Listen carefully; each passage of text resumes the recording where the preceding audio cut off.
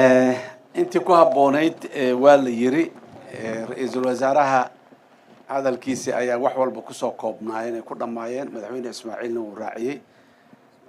waxa kaliya aan leeyahay waxay tahay waan u hambalyeynaya ra'iisul wasaaraha iyo dawladda iyo dadka reer Ethiopia waxaanan leeyahay waxa aad sameeynaysan haddii ay tahay wax soo saarka iyo haddii ay tahay la macaamilka deriska iyo gaarsiinta deriska horumarka adinku aad gaarteen waxaan leeyahay waa wax lagu daysado oo mudan in tallaabooyinkaas oo kale la wada qaado maadaama adduunyada qarniga 11aad la xaqiijiyay horumarka asaaskiisa marka laga yimaado nabadda iyo mujtamaca wada shaqayntiisa waxa weeye waa kaabayaasha dhaqaalaha ama infrastructure-ka oo ay ugu horeyso energy-ga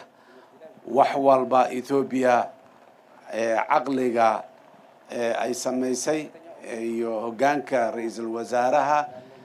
wax walba meesha sida ugu habboon looga faa'iideysan karo in looga faa'iideysto sida maxaan ku raad biyihiina in maxaan ku raadaay dam iyo koronto laga soo saaro dabayshi meeshii ay lahaydna laga soo saaro ayadana koronto meeshii kale oo ama thermal ama wax kale sidoo kale laga soo saaro lagu badbaadiyo environment-ga in oo nafasahaadin oo nafasaqmin waa caqli iyo maxaan ku raad creativity aad iyo aad u weyn waaye oo u baahan in lagu daysado lana muxuu ahaay daba kaco tubta mar kale ra'iisul wasaaraha waa u hambalyeynayna xukuumadda iyo shacabka reer Ethiopia guud ahaan waa u hambalyeynayna dadaalkooda regionka in la horumariyo ahna waa ku mahadsan yihiin waana ku amaanan yihiin insha Allah